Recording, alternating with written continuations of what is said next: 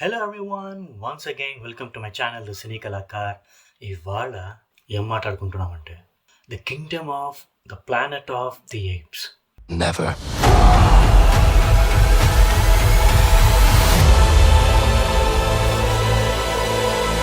ఈ మూవీ గురించి మాట్లాడక ముందు ఈ మూవీ ఫ్రాంచైజ్ ఉందండి.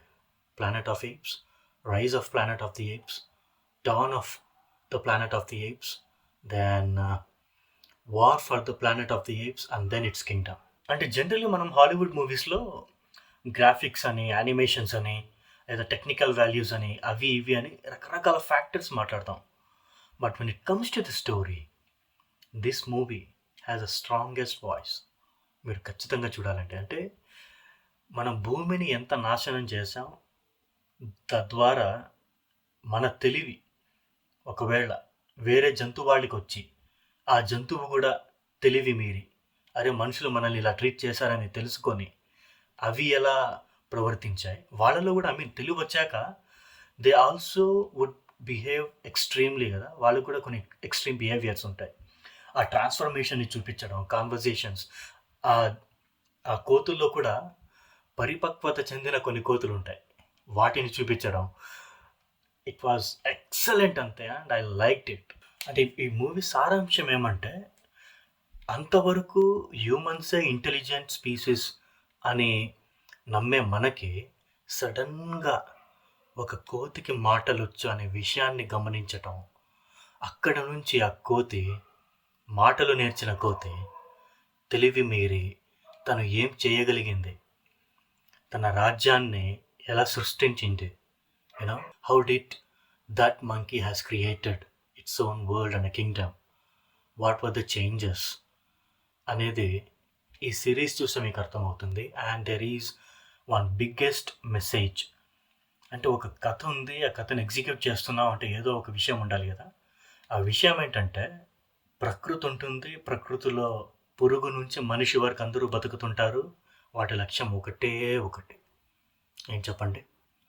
అందరికీ అన్ని రకాలైన సౌకర్యాలు ఉండటం, వాటిని సమకూర్చుకొని ఎవరిని హాని చేయకుండా బతకడమే మానవాళికి కానీ జంతు ప్రపంచానికి కానీ ఉన్న ఒక నీతి. This is the only rule that we have to follow, that we have to live and let others live. Very unfortunate, మన కంఫర్ట్స్ కోసం, మన కోరికల కోసం ఎక్కడో ఒక చోట we have to compromise and we have almost destroyed everything possible కదా.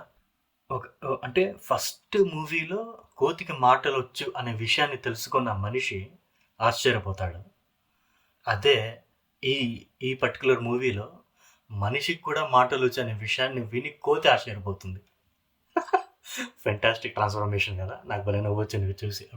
Actually it is surprising. Okay, and కోతుల చేతికి భూమి వెళ్ళిపోతుంది అనమాట. ఆల్మోస్ట్ అన్ని కోతులు ఆక్రమించుకునేస్తుంటాయి భూమిలో ప్రతి మూలని. ఎక్కడో కొంతమంది మనుషులు ఉంటారు, అది మనకు లాస్ట్లో చూపిస్తారు అది ఏంటి ఎలా అనేది. ఒక మనిషి క్యారెక్టర్ ఉంటుంది, మే అని. తను చెప్తుంటుంది అనమాట నోవా అనే కోతికి, ఈ మనిషి సృష్టించిన ప్రతి ఒక్కటి మనిషికే సొంతం, అండ్ వీటి మీద హక్కు మనుషులకే ఉంటుంది, మీకు కాదు అంటే.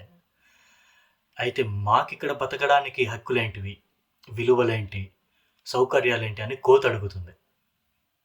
It was goose bumps moment. ఇలా లేచాయి నాకంతే. అంటే అదేంటో ఆ కోతి నన్నే ప్రశ్నిస్తూ ఉందేమో అన్నట్టు అనిపించింది నాకు.